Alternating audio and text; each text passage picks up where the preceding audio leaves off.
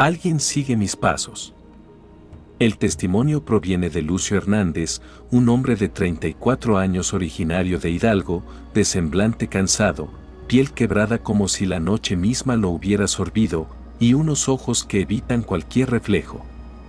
Cuando entregó su relato, llevaba 3 días sin dormir, temblando, repitiendo que alguien se escondía debajo del sonido de sus pasos. Su voz tenía el tono del que ha visto algo que no quiere volver a ver, pero que, aún así, sabe que sigue siguiéndolo. La historia inicia en un sendero rural entre Tlahuelilpan y Tetepango. Lucio caminaba de regreso a casa después de cerrar la panadería donde trabajaba.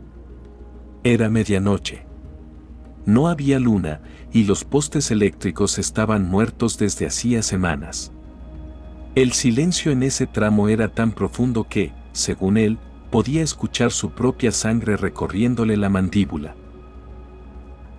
A mitad del camino, cuando el polvo parecía sostener el aire inmóvil, ocurrió un segundo par de pasos.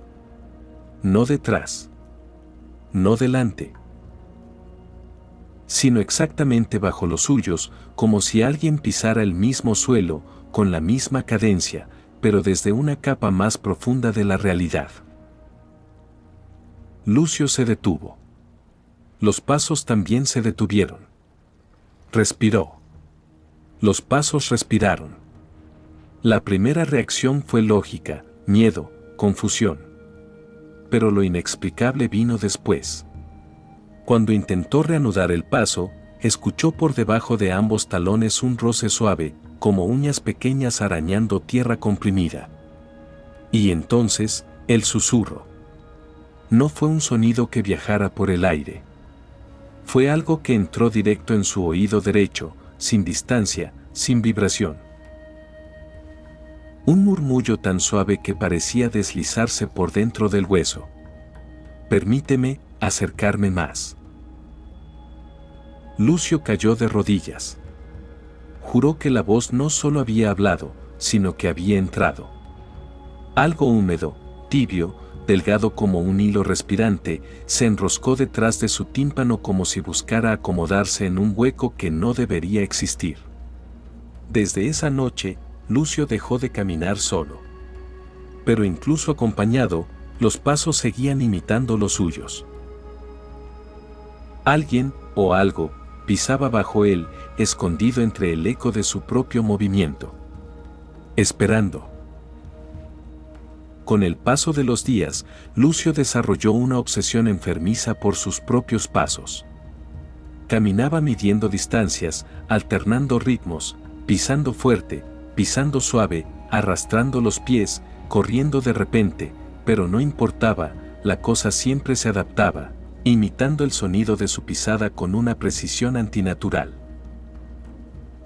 En las madrugadas, cuando intentaba dormir, escuchaba la misma cadencia alrededor de su cama, como si alguien caminara bajo el suelo de concreto, siguiendo exactamente la distancia y la velocidad que él había usado durante el día. El susurro crecía. Se volvía más claro. A veces le decía frases cortas, inconexas: estoy aquí. Espacio. Tu oído, déjame entrar más. Pero otras veces pronunciaba cosas que parecían recuerdos que no eran suyos. Lamentos. Nombres que nunca había escuchado. Descripciones de lugares abandonados donde alguien, o varios, habían desaparecido sin explicación. Lucio empezó a sangrar del oído derecho. Gotas pequeñas, espesas, de olor metálico. Y cada vez que limpiaba la sangre, sentía un cosquilleo interno, como si algo se moviera, como si algo estuviera hurgando buscando más espacio. Fue entonces cuando ocurrió el primer desfase. Mientras caminaba por el pasillo de su casa, escuchó un paso adelantado al suyo. Un paso que no era imitación. Un paso que iba por delante de él, como si la presencia hubiera aprendido tanto de su movimiento que ahora podía anticiparlo. Y cuando se detuvo, el paso no se detuvo. sino que se acercó. Solo un paso. Solo uno. Pero lo suficiente para que sintiera el aliento tibio en la nuca y el mismo susurro entrando, sin permiso, hasta el fondo. Falta poco. Lucio lloró esa noche. No por miedo, sino porque comprendió que la entidad ya estaba creciendo. Y que él no podría detenerla. Lucio dejó de trabajar. Dejó de comer. Dejó de hablar con su familia. Todo por ese caminar invisible que ya no necesitaba sus pasos para manifestarse, ahora lo seguía incluso cuando estaba inmóvil. Como si lo estudiara. Como si lo estuviera midiendo. Empezó a escuchar conversaciones detrás de su oído derecho. Conversaciones susurradas, atropelladas, en voces quebradas, como si múltiples bocas diminutas hablaran desde un punto muy, muy cercano a su cerebro. Una noche, el sonido cambió. Dejó de ser un susurro y se volvió un roce, un empuje leve, un golpecito seco directamente detrás del tímpano. No era dolor. Era un aviso. Un ya estoy aquí. Lucio se encerró en el cuarto de baño, temblando, sosteniéndose la cabeza. Se miró al espejo y vio algo que jamás olvidará, su oído respiraba. Literalmente. Una expansión suave, un contraer lento, como si un pulmón diminuto intentara sincronizarse con el de él. ¿Qué quieres?, preguntó, con la voz rota.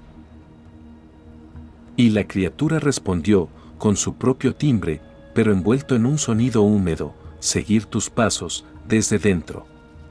Hubo un crujido suave. Un movimiento. Una presión que hizo que Lucio gritara como si le arrancaran el alma. Y entonces escuchó lo que describió como uñas blandas arañando por dentro de su cráneo, avanzando hacia algo más profundo. Después de esa noche, los pasos dejaron de sonar bajo él. Porque ahora, dijo Lucio con un hilo de voz, ahora camina dentro de mí. El día que entregó su testimonio, Lucio ya no caminaba derecho. Su paso estaba desfasado, como si una pierna respondiera a un ritmo distinto, a un pulso ajeno.